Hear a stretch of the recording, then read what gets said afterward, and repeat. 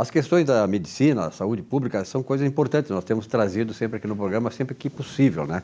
Hoje eu estou recebendo aqui com muita honra o Dr. Marcos André dos Santos, que é cirurgião oncológico, né, doutor? Prazer em tê-lo aqui uma vez mais. Com saudades do amigo. Muito obrigado, Silvio. E mais vezes. É um prazer enorme para mim poder voltar aqui para a gente conversar um pouco. Sabe que é uma honra muito grande poder estar aqui nessa casa junto com vocês. Muito bem. Olha que, doutor, tem vários assuntos, naturalmente, mas a questão do câncer, ainda o câncer ainda é um câncer na sociedade, como se diz, né? E quanto mais se falar, quanto mais a gente puder esclarecer as pessoas sobre a necessidade de uma prevenção e tal, e de saber como pode se precaver, é importante. Então, nós vamos falar hoje sobre um dos assuntos, é o câncer de pele. E é importante porque nós estamos entrando agora no verão e as pessoas se expõem muito mais ao sol. E aí? Pois é, essa é uma situação bastante conhecida, né? Que é o câncer de pele, desculpe, que a exposição ao sol é um grande fator de risco, que se recomenda muito a proteção, o uso de protetor solar, né?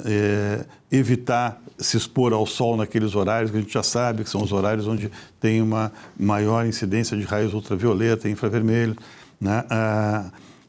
Enfim, a gente, quando fala em câncer de pele, a gente tem que lembrar que basicamente existem 3 grandes grupos de tumores malignos da pele, né? Que são o carcinoma basocelular, que é um tumor de pele muito comum na face, que tem uma relação direta também com a exposição ao sol, que é um tumor menos agressivo, é um tumor que é mais fácil de controlar, de tratar e controlar. Depois nós temos o carcinoma epidermoide, que é um outro tipo de tumor maligno de pele, também tem relação, né, com a exposição ao sol, que é um tumor que ele já tem uma capacidade invasiva um pouco maior, que ele já tem a possibilidade maior de dar o que nós chamamos de metástase, que é a célula sair dali e ir para uma outra região. E depois nós temos o mais agressivo dos 3, que é o melanoma, que é um tumor que ele é das células que dão a pigmentação da pele, dos melanócitos, né? Esse tem as suas variantes e são tumores que são mais complicados de tratar. Tem tratamento também, lógico, né? Mas são situações diferentes, que às vezes o pessoal confunde, câncer de pele é tudo a mesma coisa. Não, são situações diferentes, agressividades diferentes, comportamentos diferentes. Graus de risco diferentes, né? Também, né? Doutor, uma coisa é a seguinte, porque as pessoas normalmente, eu tenho vários amigos, como eu sou maratonista, aí tenho amigos que a gente conversa e tal, e muitos deles apresentam uma espécie de verruga na pele e eles têm medo de mexer com o risco, segundo eles, de que mexendo aquilo pode resultar câncer. Provém isso? Não. É completamente equivocado, né, esse tipo de pensamento. Se tem uma lesão de pele, essa lesão de pele ela tem que ser avaliada por um profissional da área da saúde, né? No clínico geral, ele vai olhar, se ele achar que não é da competência dele, né, o dermatologista, que pode olhar também com um pouco mais de detalhes esse tipo de lesão e ver se realmente é necessário ou não remover. Agora, essa crença que se tem, mexeu no tumor, ele piora, isso realmente não existe. Né? Se piorou é porque ele naturalmente iria piorar. Não existe a possibilidade de uma biópsia fazer com que o tumor piore. Perfeito. Né? E a questão dos nódulos sebáceos, aquelas erupções que tem na pele. Tem um amigo meu que tinha um caroço nas costas, ele ficou muitos anos assim, porque ele disse que ele tinha esse receio de que mexesse ali e tal. Aí ele fez a cirurgia e tal, e ficou normal. Não tem problema. Não, o cisto sebáceo é uma lesão benigna, né, das glândulas sebáceas. O que acontece? Nós temos na nossa pele as glândulas sudoríparas, né, que é o nosso suor, e as glândulas sebáceas, né, que produz, né, então, a sua secreção, tem o seu conteúdo. Essa glândula, ela vai exteriorizar através, né, de um orifício, né, na pele, né, para que esse conteúdo, né, seja a glândula sudorípara ou a glândula sebácea, se deposite na nossa pele. Então, no momento em que uma dessas glândulas sebáceas tem esse orifício obstruído por algum motivo, ela continua produzindo a sua secreção ali dentro e essa secreção ela vai ficar, vai encher aquela glândula, vai encher e vai acontecer a formação daquele nódulo, que é um que nós chamamos de cisto sebáceo. É uma doença benigna, que o tratamento é cirúrgico, se retira e não tem o mínimo perigo de transformar em câncer. E o câncer de boca? Pois é. O câncer de boca, sim, esse é um problema que eu diria mundial.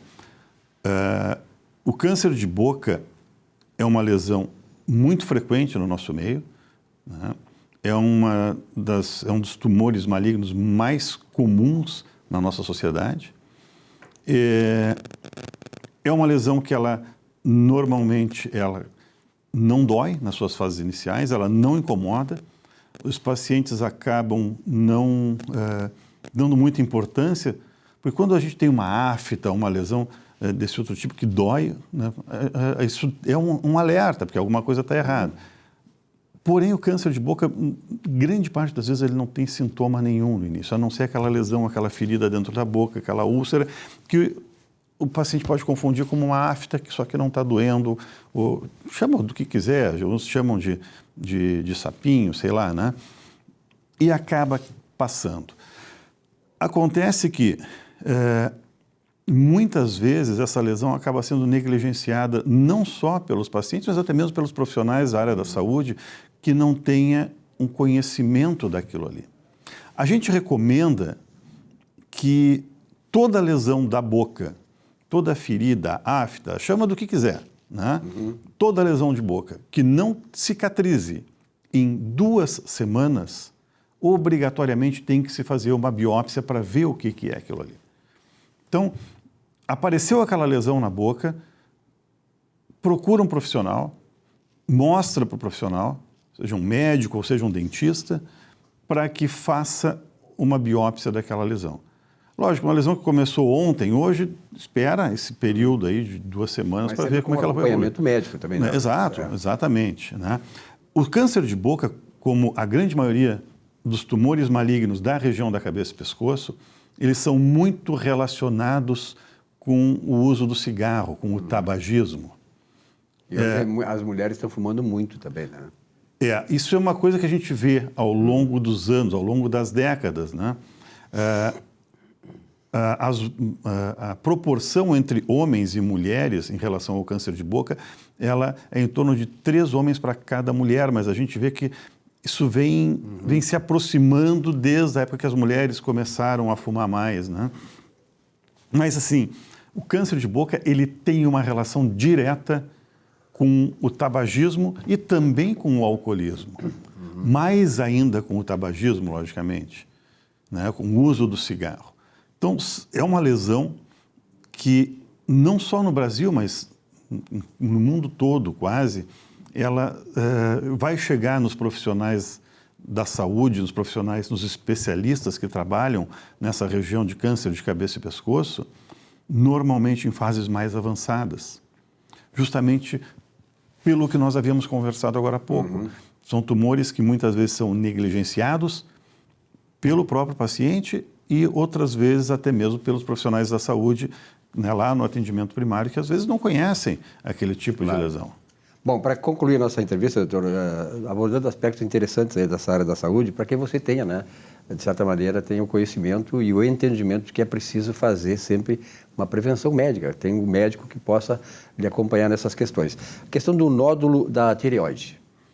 Nódulo de tireoide também, né? Nódulo de tireoide é uma situação bastante frequente, né, no nosso meio. A gente entende assim que em torno de 60% da população mundial tem nódulo na glândula tireoide. Lógico que isso tem variações de região para região do planeta, é óbvio, mas em média 60%. Claro. Desses 60% de nódulos que nós encontramos na população, em torno de 90%, ou seja, a imensa maioria, são nódulos benignos, não é câncer. 10% só, 10% desses 60%, né? 10% desses 60% vão ser nódulos malignos. Bom, desses nódulos malignos da tireoide, nós podemos dividir também em 3 grandes grupos, sendo que o grupo mais comum, que é o que nós chamamos de tumores bem diferenciados da tireoide, que correspondem a em torno de 90% a 95% dos cânceres de tireoide, são tumores que têm uma probabilidade de cura muito grande, probabilidade de cura acima de 90%. Com isso eu quero dizer o quê? Que um nódulo na tireoide, ele não é uma situação de desespero, que muitas vezes os pacientes chegam para nós no consultório com um nódulo na glândula tireoide, que consultaram com alguém e saem com aquela ideia, isso pode ser um câncer. Até pode, né?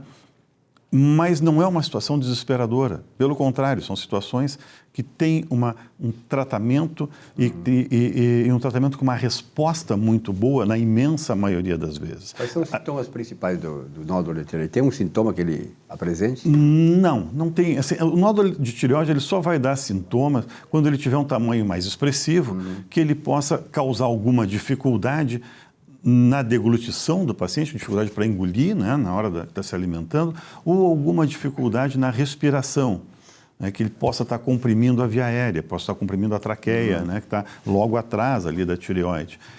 Mas isso só acontece em nódulos com tamanhos mais expressivos e, assim mesmo, nem todos os nódulos grandes causam esse tipo de sintoma, que é o que nós chamamos de sintomas compressivos. A imensa maioria dos nódulos de tireoide, eles são diagnosticados ao acaso através de ecografia no pescoço. O paciente que vai consultar por algum motivo e alguma queixa qualquer na região da cabeça e do pescoço e o médico ali, o clínico, seja quem for, pede uma ecografia e aparece lá um nódulo da tireoide. A gente tem 60% de chance de uma ecografia achar um nódulo na tireoide. Né? E com isso, às vezes, esse colega comenta, olha, tem um nódulo na tireoide, às vezes não tem a expertise para fazer o acompanhamento daquilo ali, e encaminha para um profissional, para um especialista, né, no caso do cirurgião de cabeça e pescoço, para avaliar aquele nódulo. E o paciente chega aí, como eu falei, chega no consultório às vezes assustado, olha, o médico lá me falou que tem um tumor na tireoide, né, um câncer, não é câncer.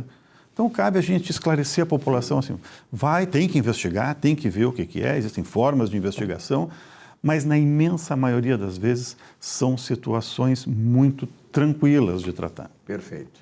Bom, doutor, muito obrigado pelos seus esclarecimentos. Tenho a certeza que você, telespectador, aí ouviu atentamente, né? E agora está com esse entendimento de que é necessário ter uma prevenção, né? Para evitar, quando as coisas chegam mais lá adiante, que aí realmente não tem mais cura, não tem mais como fazer o tratamento.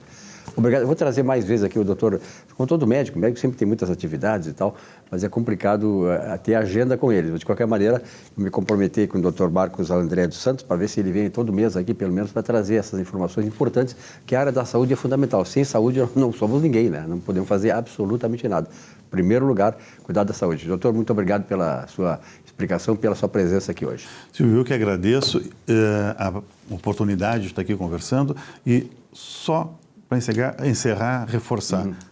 É bem o que tu disseste. O importante é a prevenção. Perfeito. Prevenção, diagnóstico precoce do câncer, principalmente câncer de boca, câncer de... é extremamente importante no desfecho final. Perfeito. Um rápido intervalo, já voltamos aqui com o nosso Economia e Desenvolvimento. Até já.